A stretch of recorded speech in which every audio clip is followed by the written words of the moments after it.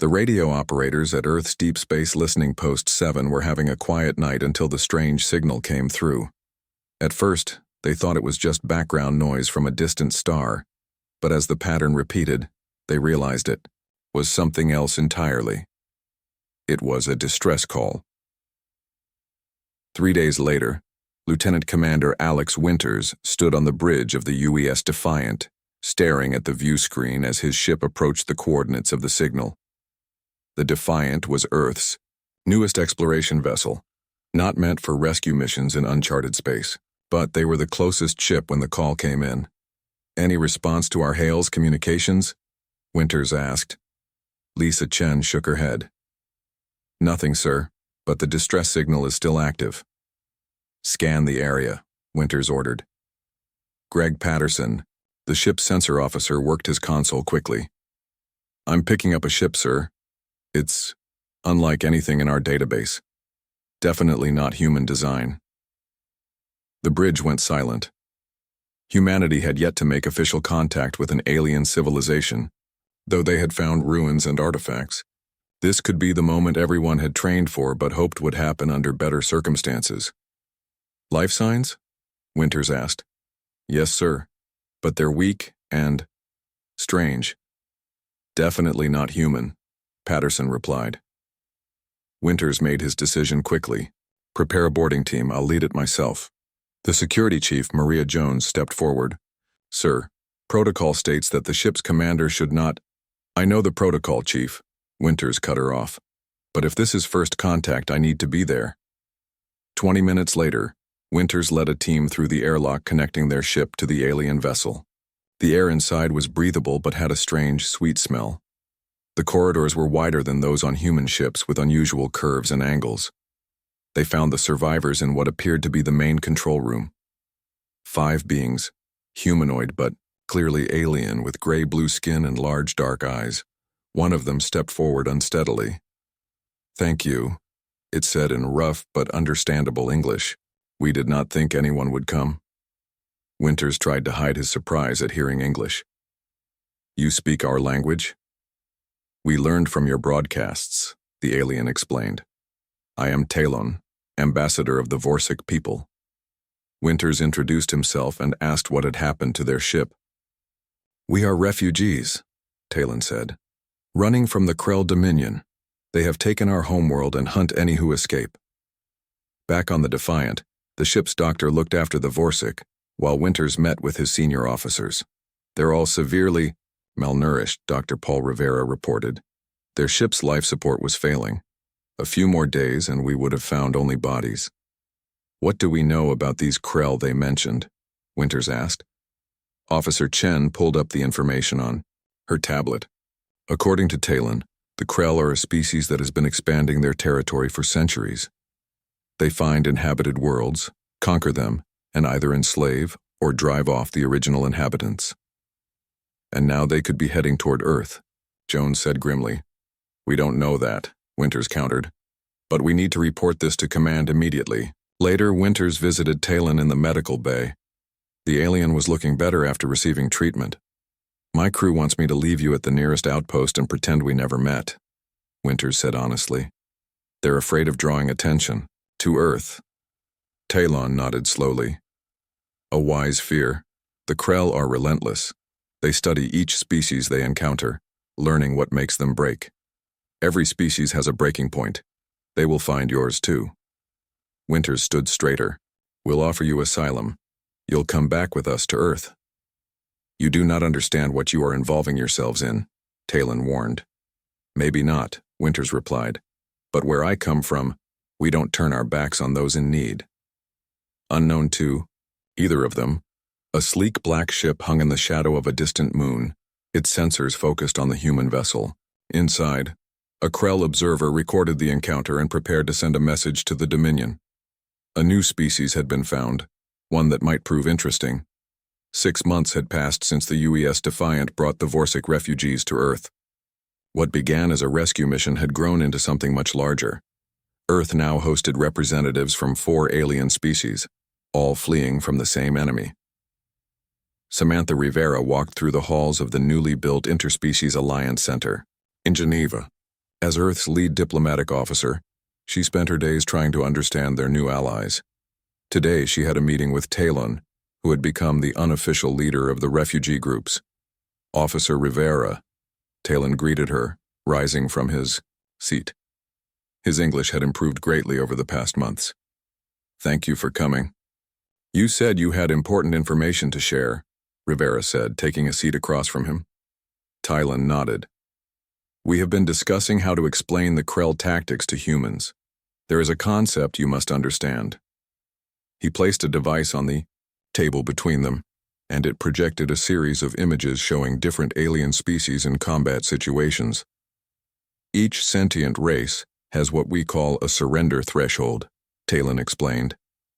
A breaking point where continued resistance becomes impossible. Rivera watched as the images showed various species retreating or surrendering when certain conditions were met. "For my people, the Vorsic, we cannot continue fighting if our unit bonds are broken. We freeze, become unable to act." Talon pointed to one image showing Vorsic soldiers dropping their weapons when separated from their groups. The Athari collapse mentally under sustained loud noises. The Tellarites cannot fight when outnumbered 3-1. Each species has limits hardwired into their minds, and the Krell know this, Rivera said, understanding dawning on her face. Yes. The Krell study each new species they encounter. They identify the breaking point and exploit it. This is how they have conquered over 30 species in the last 100 years with minimal casualties on their side.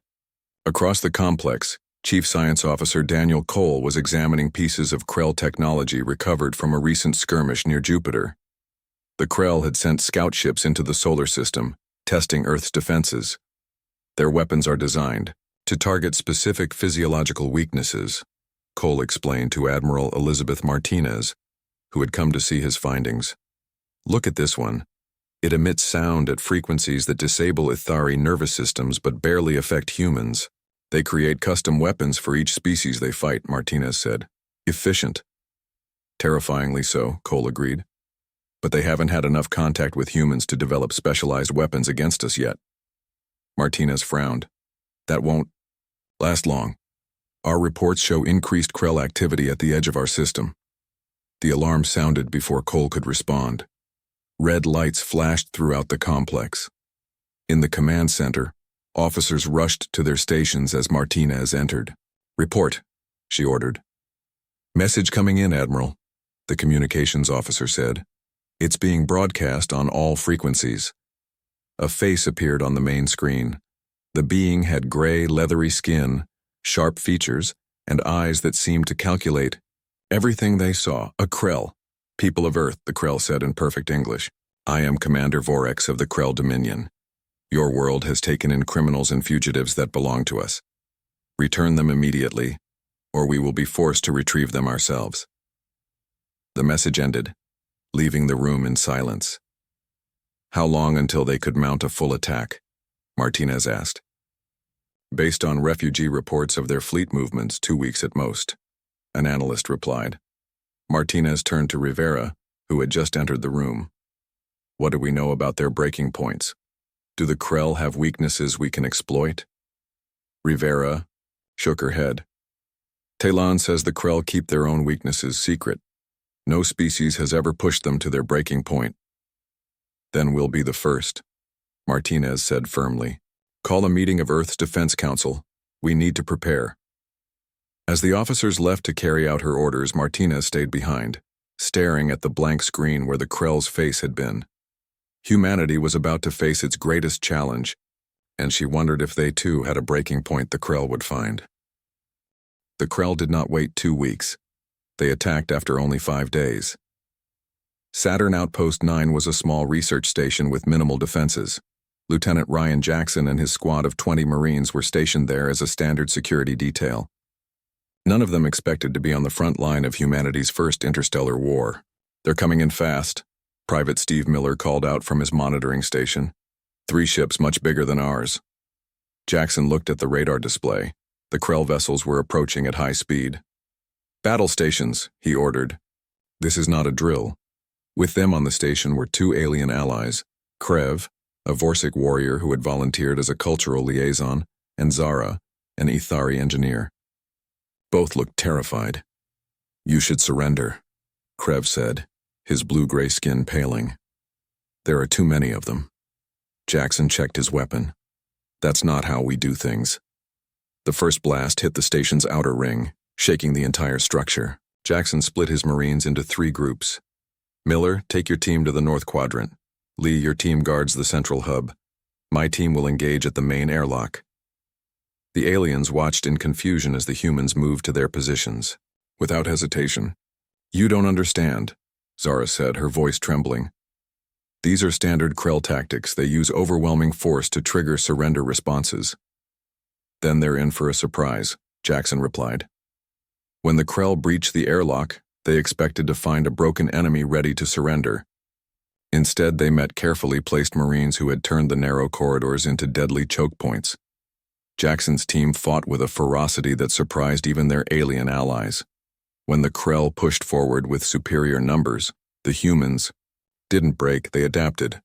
They used the station's maintenance tunnels to circle behind the enemy. They set traps using equipment from the research labs. 4 hours into the battle, Jackson's squad had lost 5 Marines, but had inflicted heavy casualties on the Krell forces. The aliens had never experienced such resistance from a small outpost. "They should have broken by now," a Krell officer said to his commander as they regrouped. "Our calculations showed they would surrender after losing 20% of their forces." In the central hub, Jackson found Krev hiding behind some equipment. The Vorsic was amazed to see the lieutenant still fighting despite a bleeding wound on his arm. "Your unit is broken," Krev said. "Half your squad is cut off from you. How are you still functioning?" Jackson quickly bandaged his arm. "We trained for this. Being separated doesn't mean we're beaten." A loud explosion rocked the station. Miller's voice came through the radio. "Lieutenant, we've captured one of their ships. Lee's team created a diversion while we slipped aboard." It was the turning point of the battle. Using the captured ship's weapons, Miller's team targeted the remaining Krell vessels. Faced with unexpected resistance and the loss of a ship, the Krell retreated. After the battle, Jackson's team secured a prisoner, a Krell, soldier injured during the fighting. Dr. Alan Peters treated the alien's wounds while Jackson questioned him. "Why did you not surrender?" the Krell asked, genuinely confused. "It was the logical choice. You were outnumbered." Jackson looked at the alien with steady eyes. "We don't do logical when it comes to protecting our own." The news of Saturn Outpost. 9 successful defense spread quickly through the Alliance. Species who had always surrendered to the Krell were suddenly seeing a different possibility. Admiral Martinez called a special briefing with all military leaders. "The Krell expected us to break," she said. "They've always relied on this predictable response from every species they've encountered. But we didn't follow their script." "What does this mean?" someone asked. Martinez smiled grimly. "It means we have an advantage they don't understand yet. The Krell have never faced an enemy without a clear breaking point." On the display screen, behind her, reports were already coming in of more Krell ships approaching Earth. The real war was just beginning. 2 months into the war, the pattern became clear. The Krell attacked, expecting Earth forces to break like all other species they had encountered. Instead, humans fought harder when pushed to their limits. For the first time in their long history of conquest, the Krell were confused. Dr. Nicole Pearson sat in a room filled with military officers and alien representatives. As Earth's leading xenopsychologist, she had spent weeks studying Krell battle tactics. "The Krell have a standard approach," Pearson explained, pointing to battle footage on the large screen. "They identify a species breaking point, then apply pressure until that point is reached. They expect surrender to follow naturally." Admiral Martinez nodded. "And when it doesn't, they don't have a backup plan," Pearson said. "Their entire military strategy depends on this psychological certainty." An alien representative from the Tellarite species stood up. "You do not understand how powerful this advantage is for them. When facing 3-to-1 odds, my people physically cannot continue fighting. Our brains simply stop working properly. It is not a choice." "The same for us," added a Vorsic commander. "If our unit bonds are broken, we freeze. We cannot help." And for my kind, said an Ethari scientist, sustained loud noise creates a mental collapse. That is why the Krell always use sonic weapons against us. Commander Jason Blackwell, who had been quietly listening, suddenly spoke up. What if we use this knowledge against them? All eyes turned to him. The Krell expect all species to have these breaking points. Blackwell continued. What if we deliberately place our forces exactly at what would be another species' breaking point? The room fell silent as everyone considered his words. You want to put your soldiers in situations that would break any other species? The Vorsik asked, shocked. Not just put them there, Blackwell said, but train them to excel there. 3 weeks later, the first threshold units were deployed. These were special forces trained to operate precisely where alien psychology would fail. When the Krell attacked the mining colony on Europa, they expected the usual pattern. Heavy initial resistance followed by surrender when their forces reached a 3-to-1 advantage.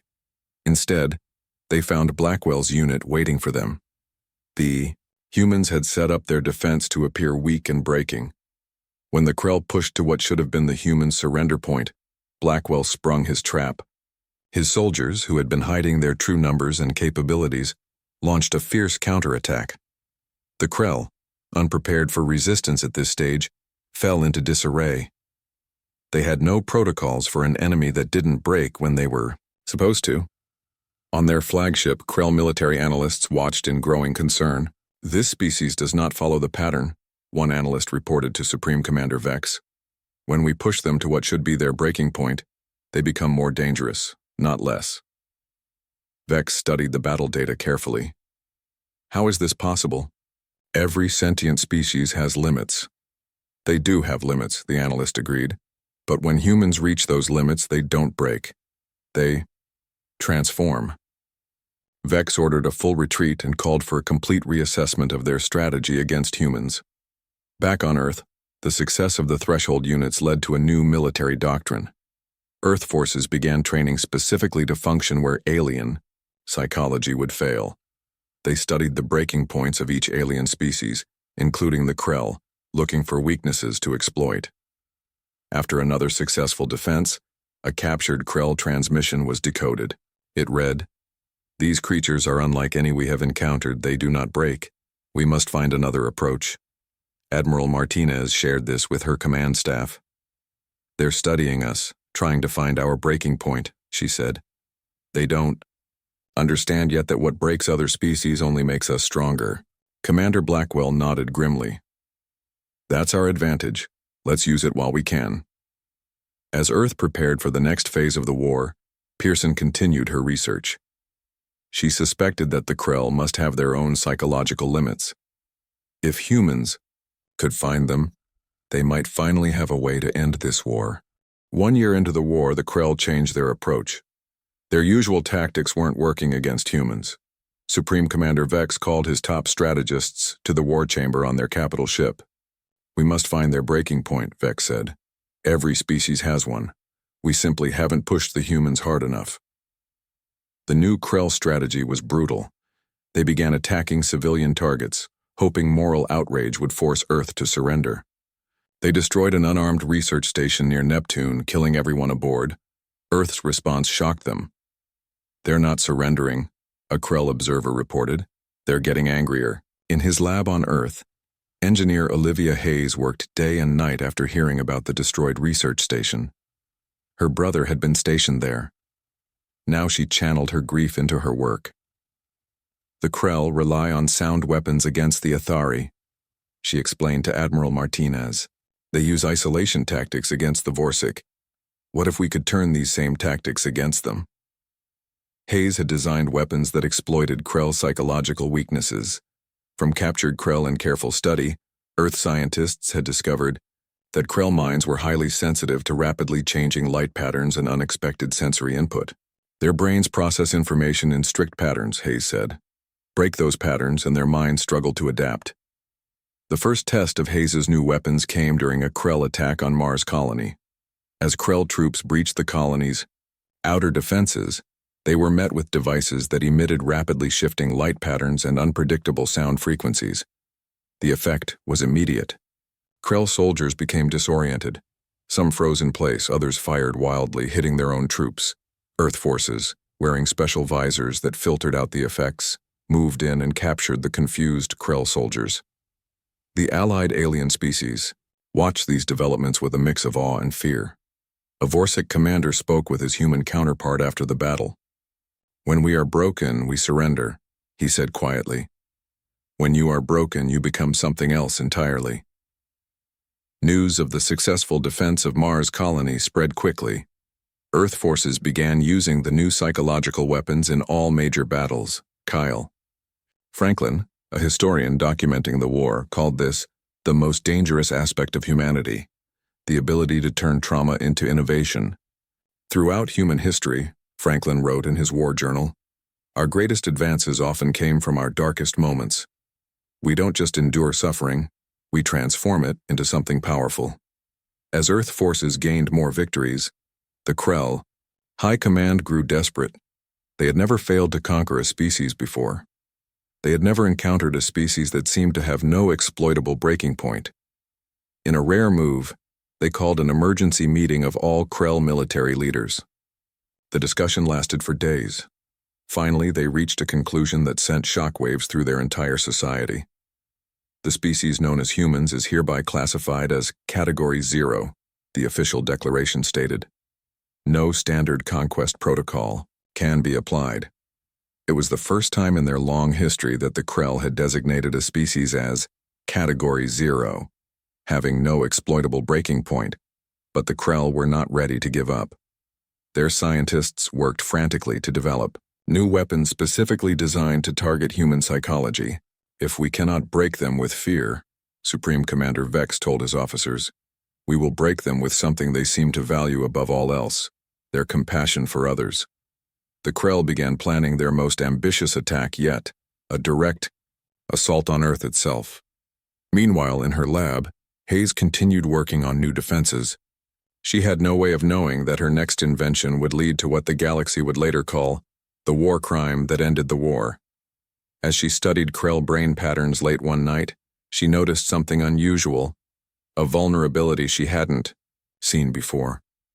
For the first time, she wondered if there might be a way not just to confuse the Krell but to break them entirely. Every species has a breaking point, she whispered to herself. Even the Krell. The Krell fleet appeared in Earth's orbit without warning. Over 200 warships, more than anyone had expected. This wasn't just another attack.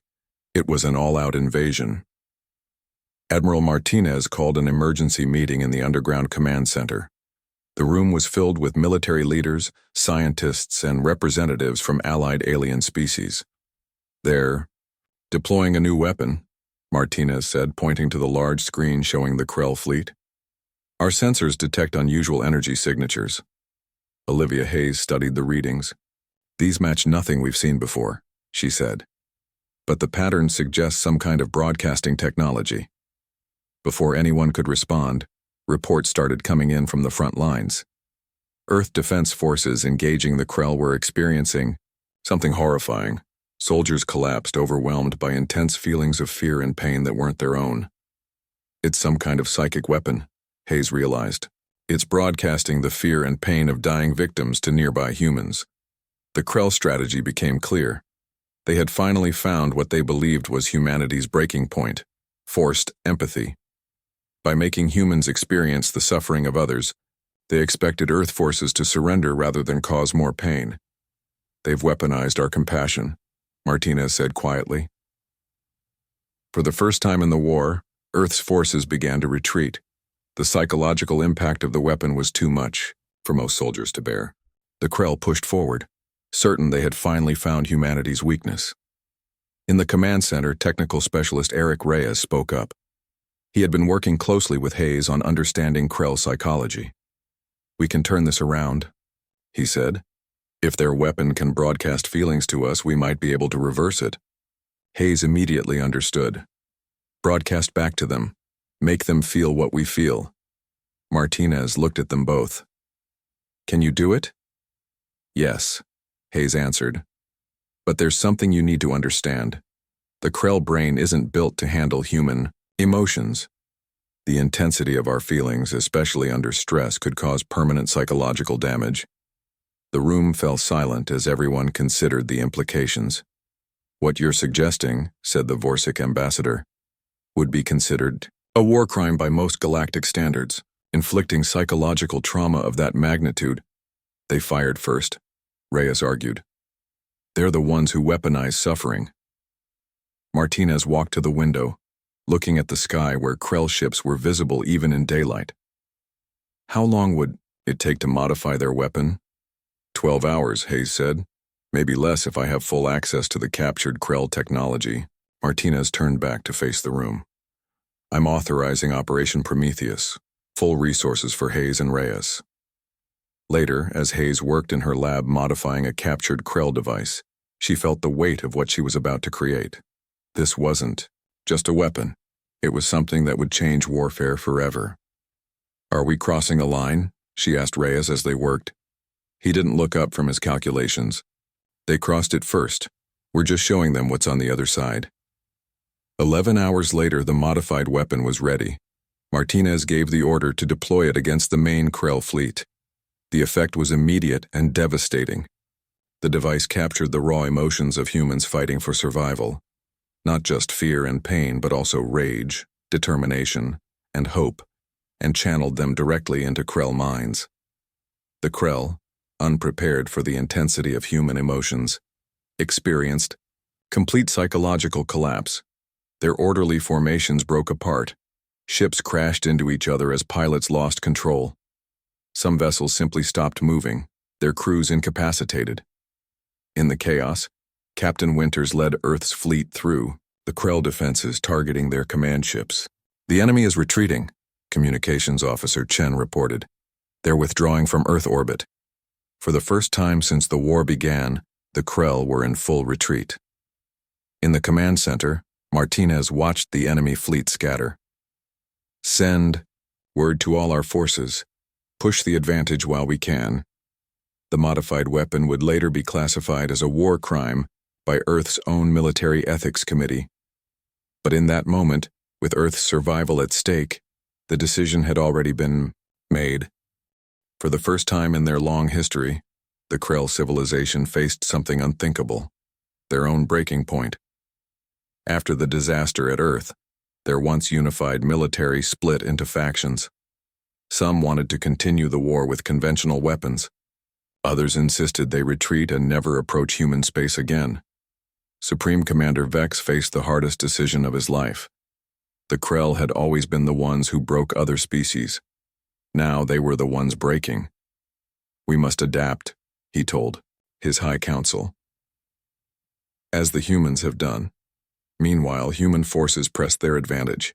Captain Winters, now promoted to Admiral, led the fleet toward Krell territory. Earth ships joined by vessels from formerly conquered species pushed deeper into Krell space than any enemy had ever reached. They're not putting up much resistance, Winters noted as another Krell outpost surrendered without fighting. On his bridge stood Talon, the Vorsic who had first warned humanity about the Krell. Their society is in shock, he explained. The weapon you used did more than defeat their fleet. It shattered their belief system. 3 weeks after the Battle of Earth, as humans prepared to attack the main Krell colony world, an unexpected message arrived. They want to talk, Communications Officer Chen told Admiral Winters. They're asking for a meeting between representatives. Earth leadership debated the request. Some saw it as a trap. Others believed it was a genuine peace offer. We should at least hear what they have to say, Ambassador Samantha Rivera argued. If there's a chance to end this without more bloodshed, we should take it, Admiral Martinez agreed. Rivera will lead the diplomatic team. But be careful. The Krell have never negotiated before. They've only conquered. 5 days later, Rivera's team met with Krell representatives on a neutral station, near the border of their territories. Talon came as an advisor, having the most experience with Krell behavior. The Krell delegation was led by a female named Zex, sister of Supreme Commander Vex. From the moment they entered the room, the humans could see something had changed in the Krell. Their usual confidence was gone. They moved cautiously, almost fearfully. We have come to discuss terms, Zex said, her voice steady despite her obvious discomfort. Rivera nodded. We're listening. The weapon you used against our fleet, Zex continued. Our scientists say it caused permanent changes in the minds of those affected. Many can no longer function. You used a similar weapon against us first, Rivera pointed out. Yes, Zex admitted. But we did not understand. We thought all minds worked like ours, orderly, controlled. We did not know emotions could be so overwhelming. For hours they discussed what peace might look like. The Krell struggled with concepts humans took for granted. Compromise, forgiveness, moving forward after conflict. When Zex proposed harsh terms that would leave the Krell in power over their conquered worlds, Rivera shook her head. Breaking points aren't just about surrender, she said firmly. They're also about change. We're giving you the chance to transform rather than be destroyed. Zex stared at her, confusion evident in her alien features. Transform? Into what? Into something better, Rivera answered. That's what humans do when we reach our limits. We don't break. We change. We become something new. The negotiations continued for days. The Krell delegation would frequently pause to consult with their leadership, struggling to understand human concepts of cooperation and mutual benefit. Finally, a framework emerged for what would later be called the Transformation Accord. Krell would release all conquered worlds. A joint council would be formed with representatives from all species to resolve disputes. And the weapon that had broken the Krell fleet would be locked away, never to be used again. As Rivera prepared to return to Earth with the draft agreement, Zex approached her privately. Your species frightens us, the Krell admitted. Not because of your weapons, but because of what happens when you are broken. You become something else entirely. Rivera smiled slightly. That's our greatest strength, and our greatest danger. 5 years after the war ended, the galaxy looked very different.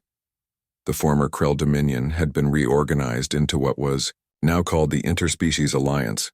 Planets once conquered lived free again. Ships from all species traveled space lanes that had once been restricted to Krell vessels only. Admiral Alex Winters, now with gray in his hair, stood on the observation deck of the space station Harmony. Below him, the blue-green planet that had once been the Krell homeworld shimmered in the light of its sun. Beautiful view, said a voice behind him. Winters turned to see Dr. Nicole Pearson, now famous for her work on comparative species psychology. I never thought I'd be standing here peacefully, he admitted. None of us did, Pearson replied. But here we are. In the 5 years since the signing of the Transformation Accord, Pearson had published what many considered the defining work, On the War. The inflection point, how humans transform breaking points into evolution. It had been translated into 27 alien languages, including Krell. How are your classes going? Winters asked. Pearson smiled. The mixed species training program is working better than expected. Even the Vorsic are learning to function when separated from their unit bonds. The Athari can now withstand sound levels that would have broken them before. Across the galaxy, a new field of study had emerged, comparative species resilience. Humans worked with their former enemies and allies, teaching techniques to overcome psychological limitations. In return, they learned different ways of thinking that expanded their own capabilities. Meanwhile, on Earth, a memorial had been established at the site where Operation Prometheus was first deployed. The simple stone monument bore an inscription that had sparked much debate. Here we crossed a line that should not exist. May we remember that our greatest strength can become our darkest hour. Not everyone agreed with classifying the modified weapon as a war crime. Many argued it had saved lives by ending the war quickly. Others pointed out that the psychological damage inflicted on the Krell had been profound and lasting. The debate continued in universities, government halls, and dinner tables across human space. In her office on the station, Samantha Rivera, now Secretary General of the Alliance, met with representatives from 12 species, including a young Krell named Zax, daughter of Zex who had negotiated the peace. The trade routes through Sector 9 are ready to open, Rivera said. This will connect the former outer colonies directly to the core worlds for the first time. My people have concerns about opening our territories so quickly, Zack said. The Krell were still adjusting to cooperation rather than domination. Understandable, Rivera replied. We can implement a phased approach if that would help ease the transition. The meeting continued, with each species offering perspectives that would have been unimaginable during the war. They were learning from each other, growing together. Later that day, Zax visited the station's educational center where humans taught classes on resilience training. She watched as Olivia Hayes, the engineer who had created the modified weapon that broke the Krell fleet, now taught Krell children techniques to strengthen their minds. Hayes had changed too. After the war, she had dedicated herself to healing the damage she had helped cause. Many Krell still feared her, but others saw her work as a form of redemption. A young Krell student raised his hand during the class. Teacher Hayes, he asked, how do you know when to break and when to transform? Hayes paused, considering the profound question from such a young mind. The room grew quiet as everyone waited for her answer. That's the question that makes us human, she finally said with a gentle smile. We're still learning the answer ourselves. As the class ended, Hayes looked out the window at the stars. The war had changed everything, revealed truths about humanity that some found inspiring and others terrifying. The capacity to reach breaking points and transform them into something else was both their greatest gift and their heaviest burden. The story of humanity in the stars was just beginning.